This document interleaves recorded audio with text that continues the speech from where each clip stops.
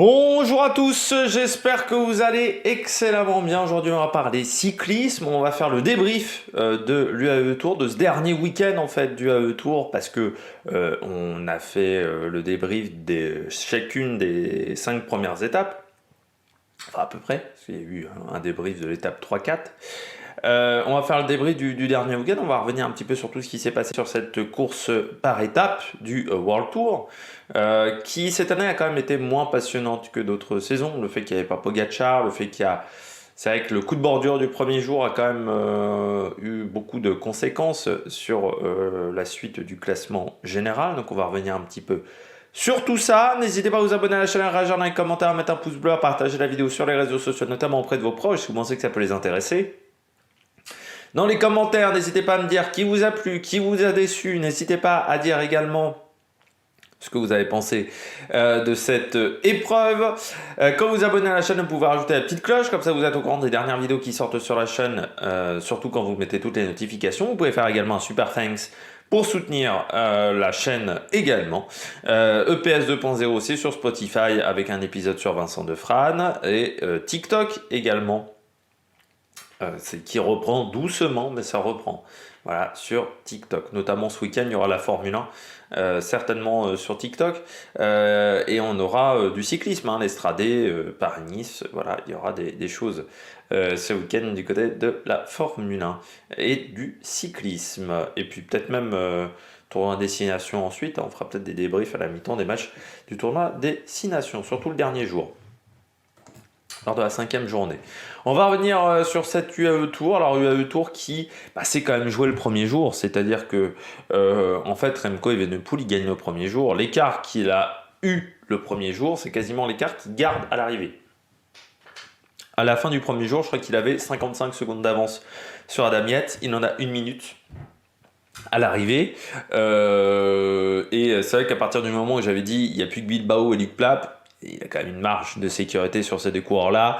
Et le fait d'avoir pris 1 minute sur Adam Yates, s'ils ne reprennent pas du temps sur la 3e étape, ça sera compliqué d'aller le chercher. Et c'est un petit peu ce qui s'est passé parce que Jebel Lafet, c'est certes plus pentu, mais c'est plus court également. Et ça n'a pas suffi à faire des différences. Enfin, suffisamment de différence. Donc Remco Evenepoel, il a surtout gagné le premier jour. Derrière, au niveau des sprints, ça a été assez équilibré. On a eu du Team Merlier, on a eu du Groenewegen sur les sprints notamment. On a des coureurs qui se sont plantés un petit peu tous les jours, également comme Ardenedar. Mais ce qui est très compliqué en fait avec cette épreuve, qui n'a pas été incroyable, encore une fois, parce que la liste de départ était peut-être un peu moins dense que sur d'autres années, peut-être aussi que voilà les circonstances de course, le fait de mettre un contre-la-montre par équipe aussi, c'était pas forcément l'idée du siècle. J'aurais préféré un contre-la-montre individuel. Pourquoi? Parce que sur cette course-là, on a eu que l'étoile de Bessèges en contre-la-montre individuelle et le Tour de l'Algarve. Beaucoup de coureurs n'ont pas encore mis leurs fesses sur un vélo de contre-la-montre et c'est vrai que ça aurait permis de voir un petit peu où en étaient tous les coureurs en termes d'état de forme, alors que là, ce soir, on ne sait toujours pas si Remco Evenepoel est en forme ou si Adam Yates est en grande forme, parce qu'on peut toujours avoir des doutes. Et ce qui provoque un petit peu cette incertitude, c'est-à-dire que Remco Evenepoel, oui, il a été bon, mais en même temps, il se fait battre par Adam Yates, et en même temps, il ne gale pas lors de l'étape numéro 3. Donc il y a des incertitudes encore sur les états de forme. En fait, avant la course, on avait des doutes et les doutes n'ont pas été dissipés après cette course. Donc, ce qui est un petit peu problématique, on peut le dire. Donc, on ne sait toujours pas qui est vraiment en forme à la fin de cette épreuve. Du côté des grimpeurs, du côté des sprinteurs, Groenewegen a l'air d'être plutôt en bonne condition. Comme Tim Merlier, le changement d'équipe lui a fait du bien au coureur belge. C'est même surprenant qu'on l'ait mis sur l'UAE Tour et qu'on n'ait pas tenté de le mettre sur les classiques flandriennes. Mais c'est peut-être plus tard qu'on le verra sur les flandriennes, peut-être nos corseux, parce qu'il a eu des résultats sur les flandriennes, hein, il faut le savoir, Merlier. Et il avait même gagné le Samin. Il a gagné, je crois, Neucker-Corseux, le Samin, je crois me souvenir, de tête. Tim Merlier. Je crois qu'on a fait un petit peu le tour de tout ce qu'on devait dire. Et on regarde tout de suite les coureurs au top. Ah, attaque de Marlou! Alors du côté des coureurs au top, on se concentre, enfin même le top et le flop, on se concentre quand même majoritairement plutôt sur les coureurs du classement général et on fait plutôt quand même un débrief de cette semaine de compétition. Remco Evenepoel, au top, il gagne l'épreuve. Donc déjà, c'est quand même une victoire. Il partait pour gagner le classement général, il a réussi à remporter le classement général. C'était l'objectif également sur le Tour de San Juan, mais il s'était un petit peu emballé et puis il était tombé sur Miguel Angel Lopez qui était en très grande condition physique vu que c'était des objectifs importants de son début de saison, alors que Remco Evenepoel, l'objectif c'est le Giro, c'est quand même un peu plus tard dans l'année. Du côté de Remco Evenepoel, malgré tout, il y a des doutes, encore une fois. Bon, je vais me répéter un petit peu sur ce que j'ai dit précédemment, mais il gagne aucune des deux arrivées au sommet. Alors, est-ce qu'il gagne aucune des deux arrivées au sommet? La première, on a l'impression qu'il contrôle ses adversaires et que tant qu'Adam Yates ne bouge pas ou que Luke Plapp ne bouge pas, lui, il n'avait pas d'intérêt à bouger et il s'est dit, bon, dans le dernier kilomètre, il y a des bonifs à prendre, il est plutôt intéressant dans le dernier kilomètre. Son attaque dans le dernier kilomètre marche plutôt pas trop mal. Par contre, face à Adam Yates, il explose. Je pense qu'il ne pensait pas que Adam Yates arriverait à lui faire aussi mal lors de cette dernière arrivée. Après, c'est une arrivée qui convient toujours bien à Adam Yates. Adam Yates a toujours été bon lors de cette dernière montée. Du côté de Remco Evenepoel, on peut se dire également, il a peut-être pas gagné parce que il n'a pas attaqué. Il avait peut-être les jambes pour attaquer, mais la peur de ce qui s'est produit sur le Tour de San Juan où il perd la course parce qu'il attaque à 9 bornes dans l'arrivée et qui s'écroule ensuite derrière, il n'a peut-être pas voulu reproduire ça. Il voulait peut-être majoritairement chercher la gagne. Et c'est peut-être ce qui a fait que Remco Evenepoel a été peut-être attentiste sur ces différentes montées. Et qu'il n'a pas voulu se mettre dans le rouge pour suivre Adam Yates, et qu'il n'a pas voulu se mettre dans le rouge en suivant Rubio, parce qu'il n'y avait pas d'intérêt à suivre Rubio lors de ces 2 jours-là. Peut-être tout simplement qu'il n'est pas encore au top de sa forme. On n'est qu'au mois de mars, enfin février, pour l'UAE Tour, c'est-à-dire qu'il y a encore 2 mois avant d'arriver au Liège-Bastogne, Liège et autres, et au Giro. Son objectif cette année, c'est le Giro. Et le pic de forme, il le met en place pour être prêt pour le Giro. Et je pense qu'il sait comment faire parce qu'il a déjà participé à un Giro, Remco Evenepoel, en n'ayant pas de jour de course dans les pattes, parce que vous vous souvenez peut-être, c'est quand il était tombé sur le Tour de Lombardie, il était revenu sur le Giro. Donc il sait peut-être les erreurs à ne pas commettre en termes de préparation, peut-être aussi que d'autres coureurs dans l'équipe, comme un Jan Hirt par exemple, lui ont dit fais pas ça, fais plutôt comme ça, et voilà. Almeida a aussi fait le Giro dans cette formation, mais je crois qu'à l'époque c'était le Giro. Est-ce qu'il a fait le Giro en mai? Je ne sais plus, Almeida, parce qu'avec la Covid, il y a eu quand même pas mal de changements de date à un moment. Il l'a fait en 2020, mais est-ce qu'il ne l'avait pas fait aussi en 2021 en mai, je crois. Donc on sait quand même du côté de Patrick Lefebvre amener peut-être les coureurs en forme sur ce Giro et les erreurs à ne pas commettre, ne pas arriver en forme trop tôt. Voilà, donc en fait c'est très difficile à analyser cette course, vous le comprenez, parce que comme il y a eu des bordures qui ont fait des gros écarts, moi je pense qu'il est plutôt un minimum en forme, parce que je pense que sinon il n'aurait pas été dans la bordure, mais c'est difficile à savoir. C'est difficile à savoir parce que, encore une fois, il n'a pas fait d'écart en montagne. Est-ce que c'était par peur de prendre des risques? Je ne sais pas trop du côté de Remco Evenepoel. Je continue, je me méfie parce qu'il y a un rayon de lumière qui est en train de s'approcher et s'il y a le rayon de lumière, vous allez plus voir ma gueule parce que là j'ai mis des... Faut savoir que les conditions sont assez particulières parce que comme j'ai le soleil en face, la fenêtre est juste derrière la caméra, j'ai mis des torchons pour tout vous dire, pour cacher la lumière, c'était méthode un peu route. J'enregistre dans le noir parce que sinon il y a trop de lumière et donc ça crame l'image et surtout je vois plus mon écran parce que ça fait un... Comme le mur est clair, ça renvoie la lumière directement dans l'écran, ce qui fait que je ne vois absolument plus l'écran, donc je suis obligé d'enregistrer dans le noir le matin. J'enregistre là, il est 10h43, c'est un petit peu tôt, mais je suis un petit peu à la bourre. On continue avec Geoffrey Bouchard. C'est dommage Geoffrey Bouchard d'avoir perdu du temps sur les bordures, parce que dimanche, il fait une belle montée, il finit 3e. en gestion, mais Geoffrey Bouchard, il fait souvent ça. À Oman, il avait déjà fait ça, hein, je crois me rappeler, quand il fait le général. C'est un coureur qui gère plutôt bien ses efforts. C'est un coureur qui a de l'expérience, hein, quand même, dans le cyclisme. Il a 30 ans, il se connaît bien. Il n'a pas trop d'expérience dans le cyclisme professionnel, mais il a quand même de l'expérience dans le cyclisme, parce qu'il a fait longtemps du cyclisme amateur. Dans le cyclisme amateur, il faut quand même bien se connaître au niveau des efforts physiques. En termes de stratégie de course, c'est pas toujours là où on a les plus grandes stratégies de course. Par contre, en termes de connaissance de ses valeurs physiques, c'est plutôt pas mal le cyclisme amateur. Bouchard, bah, il a été bon pendant cette journée, pendant les 2 arrivées au sommet, il est pas mauvais. Geoffrey Bouchard, c'est dommage, pardon, qu'ils perdent autant de temps, notamment sur le chrono par équipe. Voilà, c'est un coureur qui est capable de jouer le général sur des courses d'une semaine. Parce qu'il est capable déjà d'être très performant, d'être très bon en montagne. On se souvient l'année dernière du Tour des Alpes, notamment, lors de la première étape. Il est capable de faire des grandes différences. Son problème à Geoffrey Bouchard, c'est qu'il, dans certains domaines, il a d'énormes lacunes. Notamment sur le placement dans le peloton.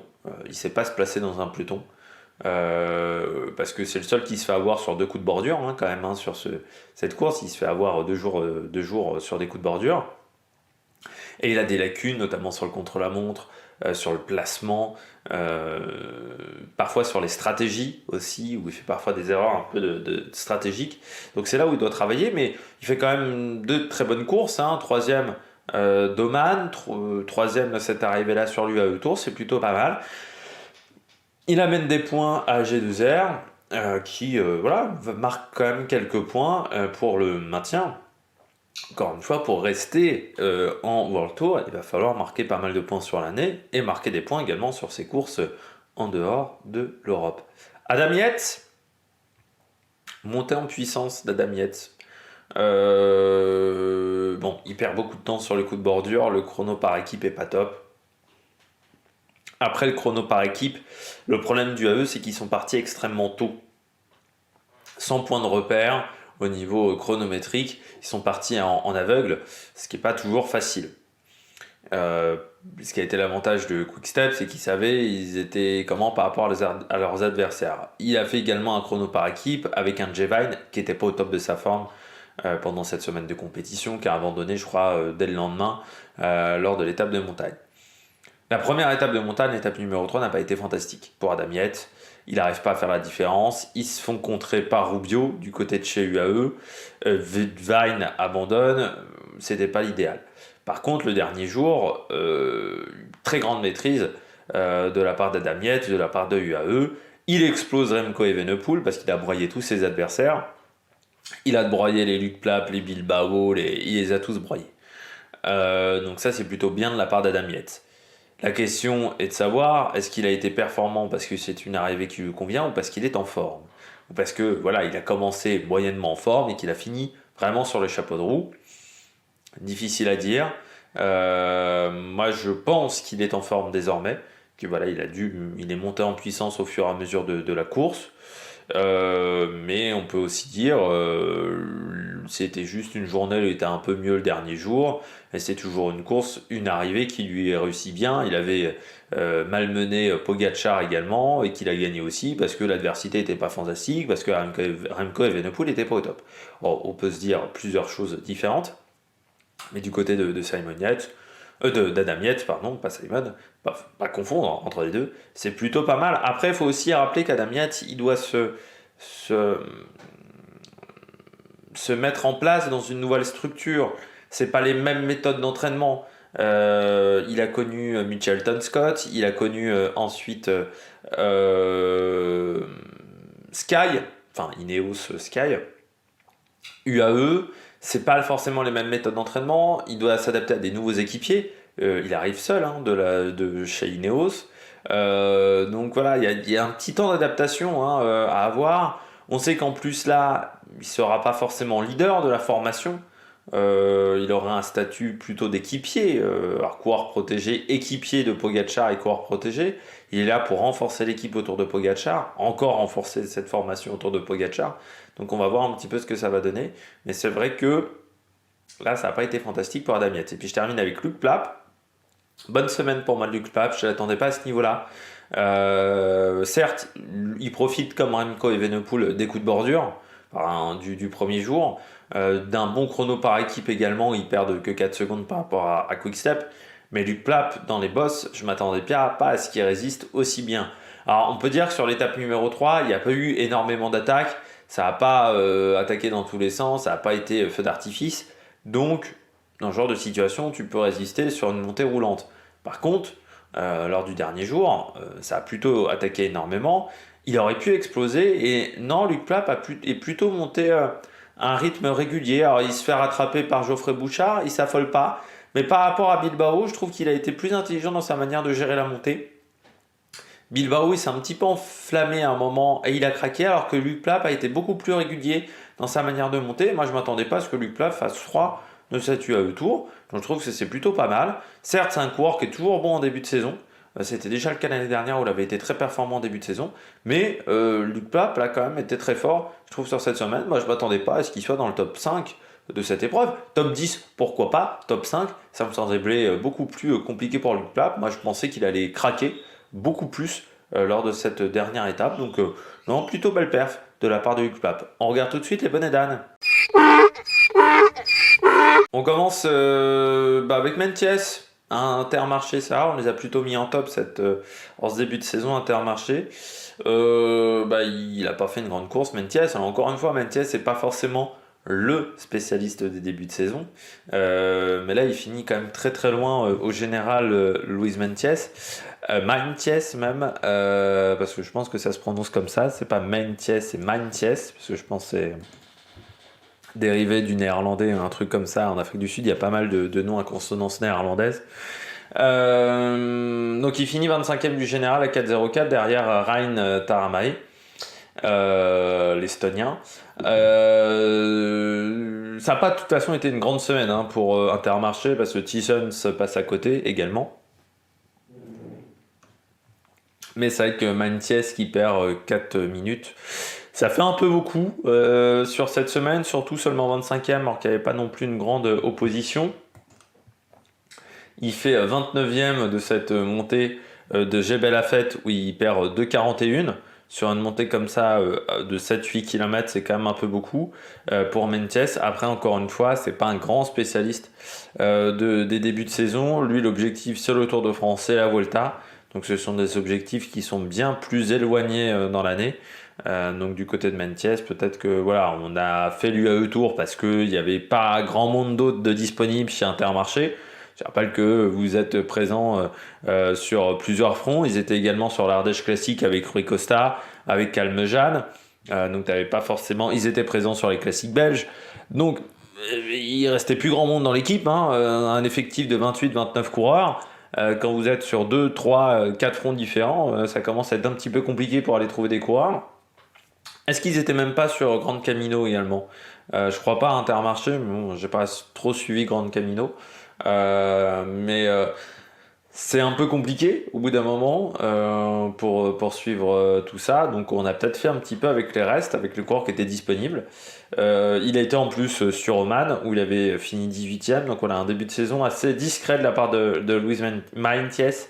Hors délai sur le trophée Andrach, abandon au trophée Calvia. 76e à Serra de Tramontana, 18e du Tour d'Oman, 25e de l'UAE Tour, 36e de la Muscat Classique. Voilà, c'est pour l'instant pas un grand début de saison, mais encore une fois, l'objectif pour lui c'est Tour de France. Et là, Vuelta, je poursuis avec Astana. C'est un peu un rituel Astana en ce moment. Cavendish, heureusement qu'il y a le coup de bordure pour qu'il finisse 3e. Et que Chase Ball fasse top 10 ce jour-là, ils ont marqué encore très peu de points sur cette épreuve. Au niveau World Tour, au niveau UCI, classement UCI, Lutsenko fait 37e. C'est vraiment pas top de la part de Lutsenko. En plus, lui, l'année dernière, il avait fait un gros début de saison, notamment sur la classique Rain Parisor qu'il avait remporté, mais même sur le Tour d'Andalousie.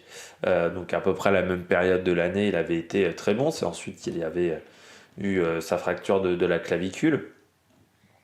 Donc là, c'est vrai que c'est pas fantastique pour lui. Pour le moment, il est pas au top, hein. 19e également du Tour d'Oman, 26e de la Muscat Classique. Ouais, c'est pas fantastique pour le moment. Du côté de Lutsenko, il se fait avoir sur le coup de bordure. 9e du contre-la-montre par équipe, 4e de Jebel Jaïs. Sauf que bah, il fait 37e à Jebel Afet. Donc c'est pas top de la part de Lutsenko parce qu'il fait 4 de la première montée et 37e de la dernière. Ça veut dire que l'état de forme n'est pas encore là. Et ça veut dire qu'on est sur quelque chose d'assez fluctuant. Gros début de saison en plus pour lui parce qu'il doit faire l'Estrade, Tirreno Adriatico, les classiques flandriennes ensuite et les Ardennaises avant d'aller sur le Tour de France. Donc programme assez chargé. Est-ce qu'il arrivera à tout faire en étant performant? Ça risque d'être difficile. Terrada, moi je pense que Terrada, c'est un coureur qui n'a pas le niveau pour le World Tour. Bon, voilà, seulement 38e du général aussi. Et puis bon, Cavendish, Chesbol, ils ont été présents que sur un sprint. La dernière fois, j'ai vu, je sais plus, leur liste de départ sur je sais plus quelle course. Et il y a un mec sur Twitter qui a marqué, quand tu t'imagines qu'à l'époque, ils étaient capables de mettre 3 vainqueurs potentiels de cette course dans leur formation et qu'aujourd'hui c'est une équipe digne de Continental, tu te dis il y a quand même des problèmes du côté de cette formation en termes de niveau et de moyens financiers peut-être. Et puis je termine avec Arnaud Démare. Tu te demandes dans quelle galère il s'est foutu Arnaud Démare sur cette épreuve. Après, Arnaud Démare, il faut rappeler aussi une chose que beaucoup de gens n'ont pas dit sur cette UAE Tour quand ils ont débriefé la course. Beaucoup de gens ont dit il n'est pas en forme, Arnaud Démare il s'est pas frotté, Arnaud Démare il avait rien à foutre là. Bon, je rappelle juste que de base, Arnaud Démare, l'UAE Tour, il devait pas le faire 100 jours de course au préalable. Il devait aller sur le Tour d'Antalya. Sauf que le Tour d'Antalya a été annulé, bien entendu, à cause du tremblement de terre en Turquie. Il devait faire Oman, pas de chance, Covid. Donc il se retrouve en fait à aller sur l'UAE Tour sans avoir auparavant de jours de course. Forcément, face à des Dylan Groenewegen qui a fait le Tour d'Arabie Saoudite, face à des Cavendish qui avaient également quelques jours de course dans les pattes, bah lui il se retrouve pas au top. Et puis ensuite, il faut quand même juste parler du train d'Arnaud Démare sur cette épreuve, qui n'a pas été fantastique, qui n'a pas été suffisamment bon. Je rappelle au départ, au Tour d'Arnaud Démare, c'était Clément Davy, Konoval Lovas, Laurent Spiti, Michael Storer, Ruben Thompson, Bran Welton. Alors Bran Welton et Arnaud Démare, j'ai l'impression que il n'y a pas une connivence exceptionnelle pour le moment. Et puis ensuite, Clément Davy, Konoval Lovas, Laurent Spiti, ce sont des mecs qui sont des très bons rouleurs, mais qui ne sont pas des lanceurs.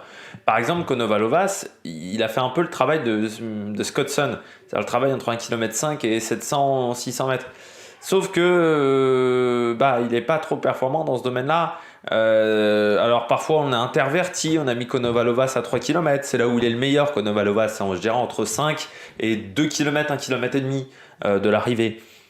Mais bon, c'était très compliqué, quoi, tout simplement pour Groupama. Il a fallu emmener aussi Michael Storer pour le général. Michael Storer, il n'était donc pas dans le train d'Arnaud Démare. Face à des équipes où on avait un train complet pour un sprinter, c'était pas forcément l'idéal. Donc ça a été un petit peu compliqué pour la Groupama FDJ Arnaud Démare. Petite inquiétude également, c'est du côté de Jakob Fuglsang. Alors Jakob Fuglsang, il a abandonné lors de la 5e étape.